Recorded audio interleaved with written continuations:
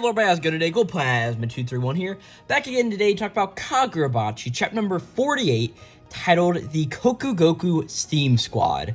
And this is the second squad that we have gotten named in Kagurabachi. Of course, we had the anti-Cloud Gouger Special Forces, which I guess they weren't titled like with the name of squad, but you guys get what I'm trying to say here, and we know how they ended up, and I really hope this Kokugoku Steam Squad has the opposite fate, but no, it's not going to chapters or pages 16 and 17 yet. Let's save those till the end of the video, but how are you guys doing today? Of course, this is Kagurabachi chapter number 48. Last chapter, if you guys watched my video on it, I quickly want to make like a little apology for that video. I sent out a few messages on like Twitter and Discord, a few other places, just talking about how bad I personally thought that video was. It wasn't one of my best works.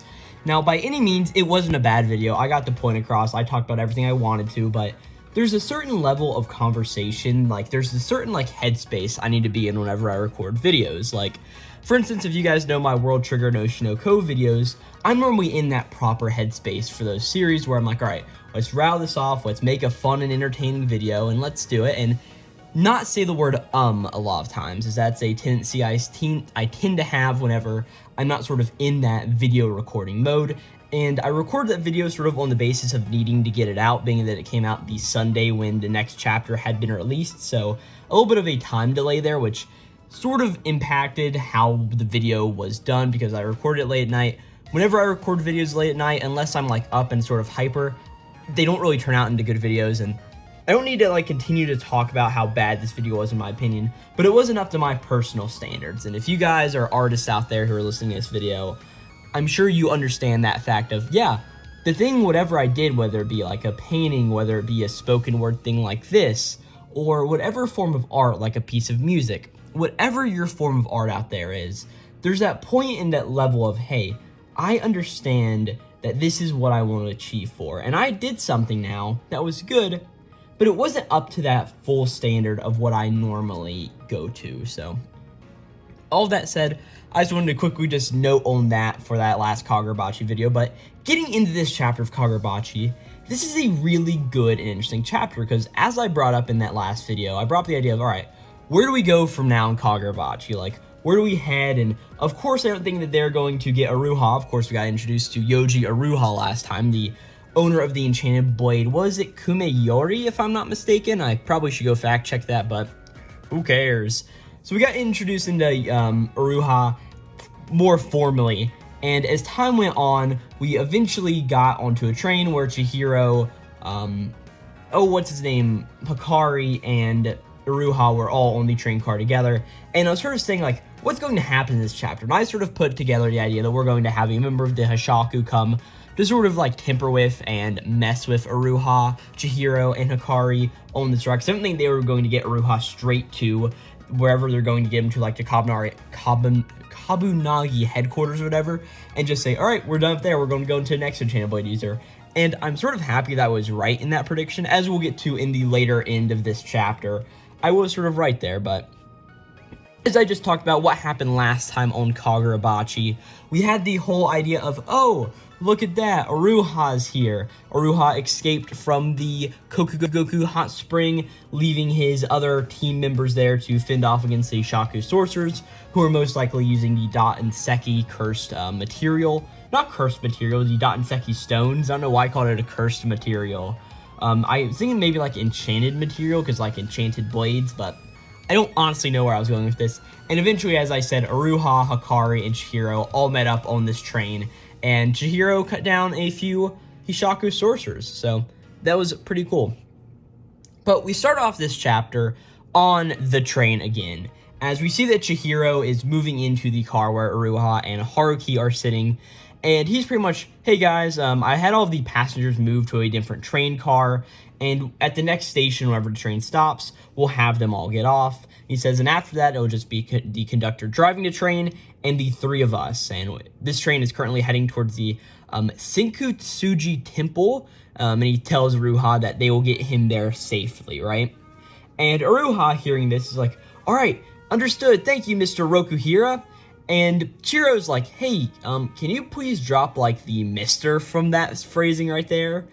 as he pretty much says like, hey, this man wielded the Kumeyori enchanted blade 18 years ago, as he remembers back to his house where there was a picture of his father Kunishige and also Yoji Aruha in the photo as well, as we pretty much see that Chihira's like, oh yeah, this is Yoji Aruha.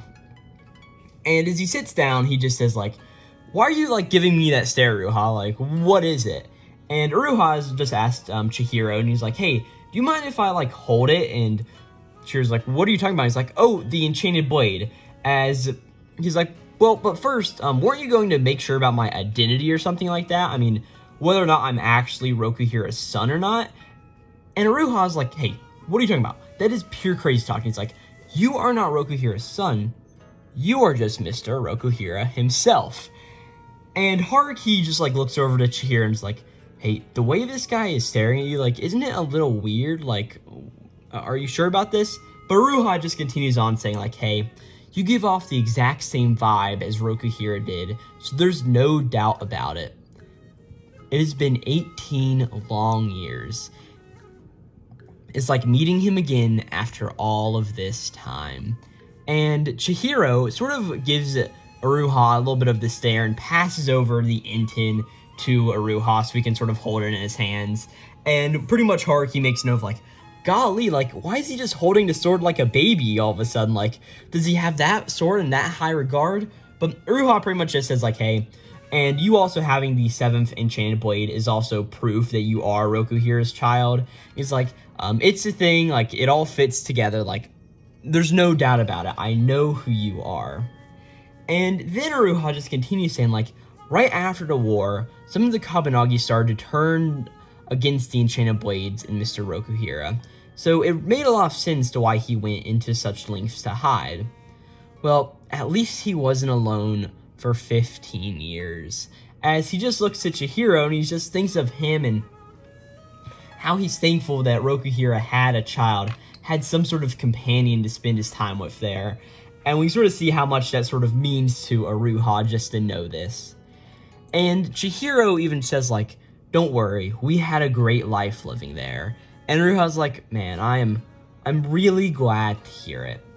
But at this point, Chihiro thinks about his whole life and brings back to the point wherever his dad died after Hishaku raided the house, and he just thinks, it's been just over 3 years since my father was brutally murdered.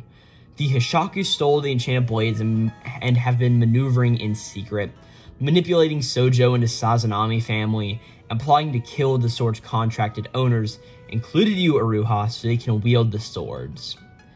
And that weapon was part of their plot. As he pretty much says, like, hey, it sounds like what you guys saw at the Kokugoku Hot Spring were the weapons that Sojo created.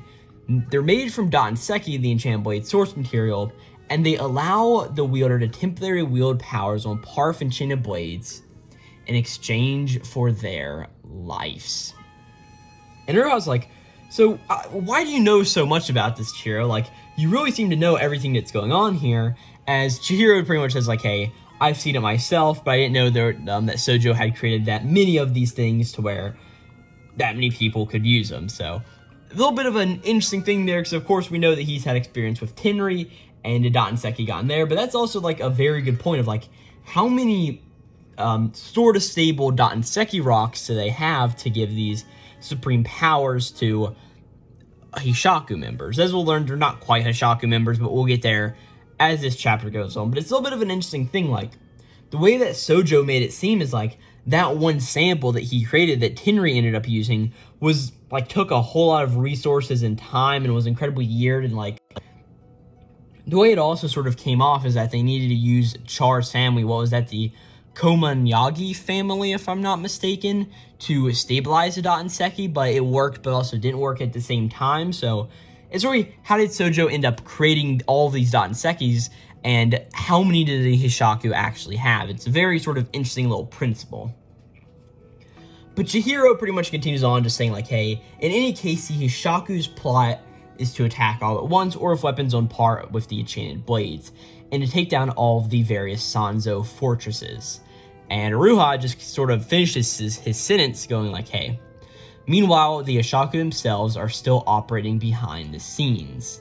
And Shiro pretty much says, like, well, I did hear that one Hishaku in specific did appear at the Kokugoku hot spring. And Iruha pretty much says, like, yeah, but only for a brief moment. Like, he was clearly leading all of those other sorcerers.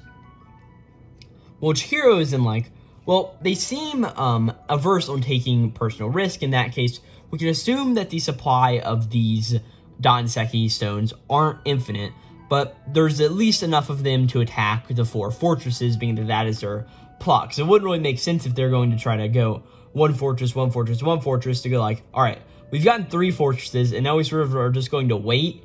And, of course, all of the security is going to be beefed up at that final Sanzo, wherever it is, so a little interesting there. But Hikari then sort of just speaks up. It's like, so, or is what you're saying is that, like, the weapons, like, that we have of that caliber are Inten and Flamebone? And he's like, so we are, like, seriously outgunned, being that they have Inten and they have Flamebone, but then the Hishaku have a not infinite, but very massive supply of these Danseki stones, which is a big deal for our main characters here, is they're strong, but the Hishaku is just a bit stronger. But Iruha pretty much, like, cuts off Hikari, and just says, like, hey, well, here's the thing. Your calculations are actually nonsense. And he's like, here's the thing, guys. I am still alive. Their first attack on Asanzo was a failure. And besides, as we sort of cut back to the fortress to Kokugoku Hot Spring to Sanzo, where Iruha ran away from, as he remembers, of course, we still don't know any of these Kabunagi members' names, so as I called him last time, we have Beanie Guy here, as Beanie Guy just, like, yells at Iruha as he's running away, like, hey, we'll give our lives to hold them off for as long as we can, so you better survive or else we'll curse you to death, pretty much. As we pretty much understand that Iruha is thinking of these characters in this moment. And pretty much at this point, Beanie Guy turns around, shuts the door to the fortress, and looks up to the inside of the fortress somewhere. He's like, all right, guys, now, hey, Clerk, what's our status over here? And the Clerk guy just says, like, all right, well, the facility's wrecked, and we got 4 guards that are severely injured. And Beanie's like, hey, and what about all of the rest of these people? And Clerk is like, all right, they're doing well, no need to worry about it. So Beanie Guy yells, all right, then, give me a tag number 108. As the Clerk guy reaches behind him, grabs what looks to be like either like a wooden block or a stone with some Japanese kanji characters inscribed on it, and throws it down to Beanie Guy. As we get this very interesting panel where Beanie Guy is now in front of a massive wall that is completely covered in a bunch of these interesting looking tags, as he calls them, and there are a bunch on these walls. Like, we can see, like, there's at least 3 bays with 5 tags each in them, and we see that he interacts with one that has the same number 108 symbol that Clerk tossed him before. As we suddenly cut back to Iruha's words, as Iruha just says, the guards of that fortress are elite fighters themselves. As we finally get the chapter title of this chapter, which is Chapter 48, the Kokugoku Steam Squad. As at this point, we cut outside of the Kokugoku Fortress to all of the damage ensuing that's pretty much going around, as we see the 3 other main members that we will focus on of this Kokugoku Elite Squad, or the Kokugoku Steam Squad, besides for Beanie Guy, as we see somebody here who's pretty much got like a cut-off martial arts gi on. It's like, it's got the sleeves cut up. It's sort of like a interesting looking tank top sort of thing. And it's got that sort of like protruding, like, I'm pretty sure like this is sort of like the same design like the Akatsuki wore in Naruto, with like that sort of hood coming up to like cover their mouths and all of that. As this guy says, like, hey, that's the signal right now. Mr. Iruha escaped. We see the guy with a plague mask on. He has sort of like that crow thing out of his mouth, and he just thinks like, okay, then our job is now to lure the enemy. And then we see the last guy who sort of has some interesting straps like running over his face, and he sort of just finishes the crow guy's thing of just saying, all right, and we will do all of this and finish them off.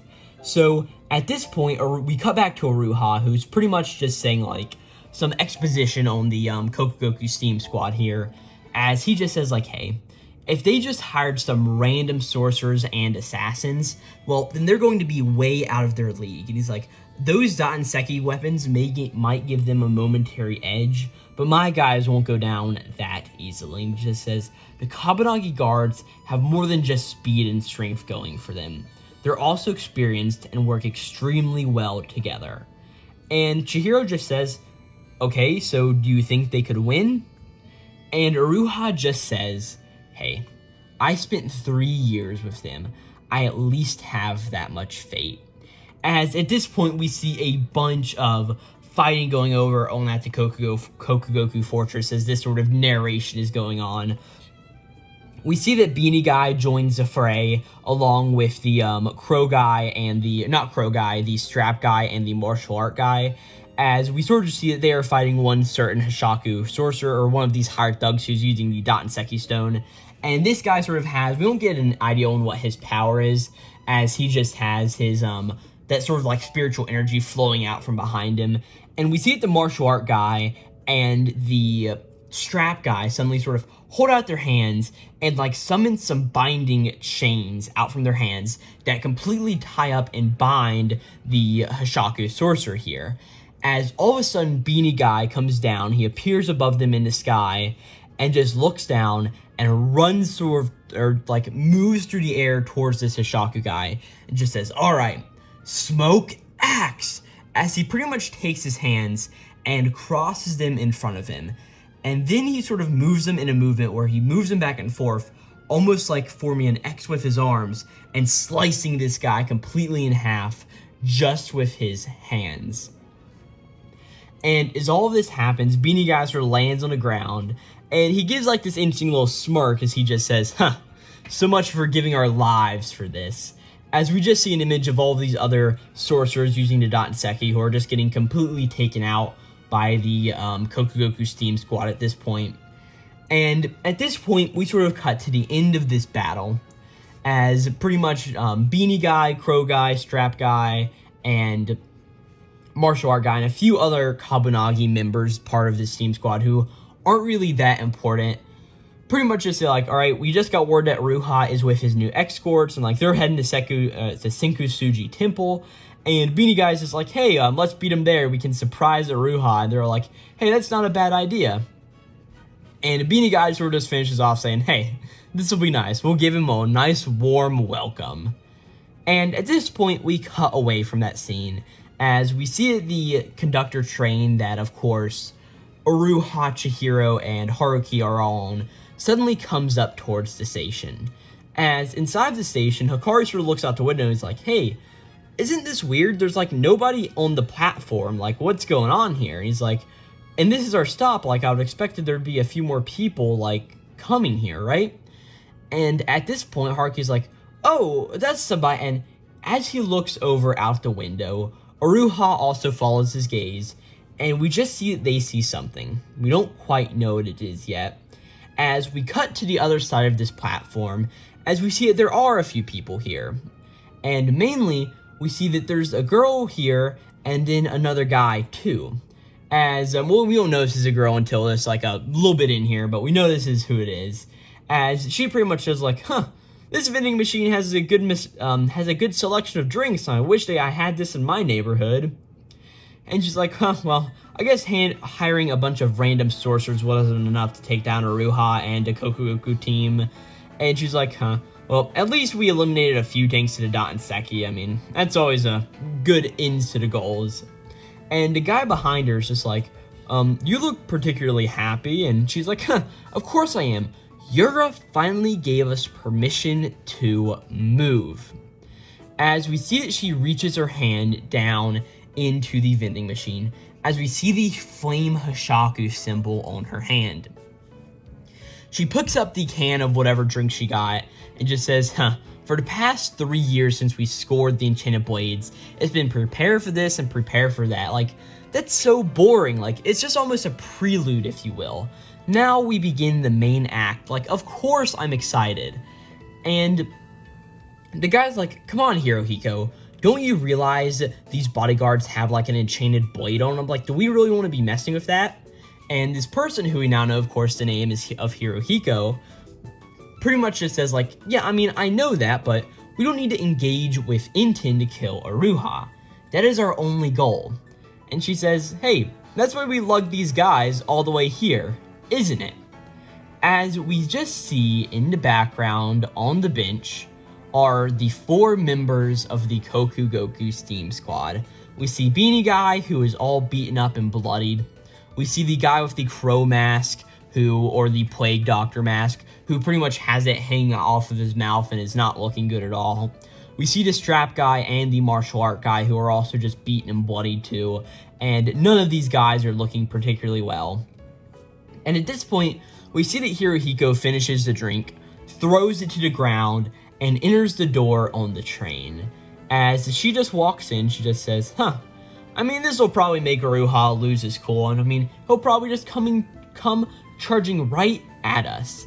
As we get a good look at her face as she sort of turns around and looks onto the train car, we get a close-up of not only Hirohiko's face, but also Iruha's face, as we suddenly cut to the second to last page of the chapter, as we get a full page spread of Chihiro just sitting there, or just standing there at the front of the train with the enchanted blade out and the goldfish sort of swirling around him.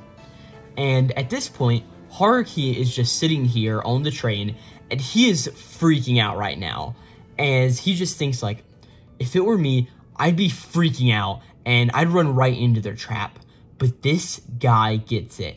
He knows how important his life is. Of course, thinking about Iruha in this moment. As at this point, Hirohiko walks onto the train car itself and just says, what impressive self-control you got here. So, well be it. Shall we begin? And that is where we end this chapter, as we get a full-on shot of Hirohiko and also see Chihiro's eyes, as we presume next chapter they are getting ready to face off. This is a really awesome chapter of Kagurabachi, because we get sort of that exposition that Kagurabachi is known for, sort of making it out to where Iruha is more of like a goofy character, but by the end of this chapter, again, sort of like what happened last chapter, I'm like, alright, Iruha is pretty goofy. Then we see him do badass shit with a sword, and then he sort of goes back to being goofy again. While this chapter, he's goofy, he has complete and total faith in his allies, and by the end of the chapter, we understand his resolve in knowing how important his life is to the future of the world. It's just a really interesting and cool thing to see. Of course, the other biggest thing we get in this chapter is, okay, we now know a new character of Hirohiko, who is an actual Hishaku sorcerer. What is her deal? What is going on here? And really, who is she? I mean, we don't really know much about this character besides, alright, she is part of the Hishaku. She blatantly names a character named Yura, who I'm presuming is the Hishaku leader. Now, we don't know this for sure. I mean, there could be multiple Hishaku leaders. Well, I say that and that's a lie. I mean, we know the one Hishaku leader, and then we know there are 3 other people at least who came and were fucking up. Oh, who went and raided the mountain fortress where Kunishige was being located. So we know there are at least 4 members there, and of course the one guy in sort of the boulder's hat that we saw very early on in this series. And this is sort of a 6th confirmed Hishaku member, but besides for that, we don't really understand much else about her in this sort of regard. I do find it a little interesting because Hirohiko has sort of the same sort of eyes and almost that sort of same face syndrome that Hyuki has, as we sort of see that this is the way that, what's his name? Takeru Hokuzono. I don't know why I couldn't pronounce that name for a second. We sort of see that that's the way that he enjoys, to draw his women in a way. So, I mean, it's a good design. I really like Hirohiko's design, so it is a little interesting there. Going through the chapter, more information on the Dot and Seki. They have a lot of it, yada yada. The Kokugoku Steam Squad, they had a great 4-page showing, and Beanie Guy did look pretty cool, using the smoke axe to cut down one of these people, but they're all sitting beaten and bloodied, so it's 2 for 2 on squads, not really looking too good here. Hopefully they aren't all dead, because that would sort of just suck. Like, all right, here are these characters, let's kill them off. And that is a problem that I can say that Kagurabachi does have at a few points, where it's like, hey, these guys are also sort of just like mob sorcerers at the same time, even though they aren't in a way, but it sort of is what it is there. But most importantly from this chapter, we have a name for the presumed Hishaku leader named Yura. Very interesting. And also the introduction of Hirohiko. Pretty cool. What's going to happen next time? We're probably going to have some show off into train. I don't know if this would be like an entire like 5 chapter battle or whatever, because it definitely seems like Hirohiko's goal is to just cut down Uruha and call it a day and not really want to mess with Chihiro. But at this point, we really don't have too much information besides for this point of Hirohiko's here. What is she going to do? And that's really all I have to say about this chapter. I do find it really interesting and I really do enjoy it, but not really much more to say besides Hirohiko looks cool. I'm just excited to see more from him in the future. So with that, thank you guys so very much for watching this video. Of course, this was a Kagurabachi chapter number 48 review. Again, sorry for last week's video on Kagurabachi chapter number 47. I don't think I'm going to delete the video like I was initially going to, because people do seem to actually enjoy the video. I don't understand why, but it sort of is what it is there. But yeah, thank you guys so very much for watching this video. If you did enjoy it, I've got a few other Kagurabachi videos on the channel. Go check out those. And if you do enjoy my conversational style of, hey, talking about manga, I cover a few other manga series on the channel, like Oshinoko, World Trigger, and occasionally I just talk about Weekly Shonen Jump whenever I feel like it. It's more of like that one isn't on schedule. It's like, if there's a good week in Jump and I want to talk about it, I'll talk about it. And if I don't, well, I'm not talking about it, and that's just how it sort of rolls there. If you want to keep in contact with me and interact with our little community, there's a Discord link and a Twitter link down in the description down below. Come join those communities. I think they're pretty cool. And if you did enjoy this video, hopefully you'll mind liking and subscribing to the channel. A few things it does a lot to help me out. And what do you guys think about Hirohiko? What do you guys think about this channel? Leave me a comment down below in the video so we can sort of just like get some ideas of what does the greater Kagurabachi chapter community think about this chapter. But yeah, with that, thank you guys so very much for watching, and I'll catch you guys next time for chapter number 49 of Kagurabachi. Of course, this was chapter number 48, titled the Kokugoku Steam Squad, and yeah, that's all I gotta say here, so I'll see you guys next time. Signing out, Bachi Bros.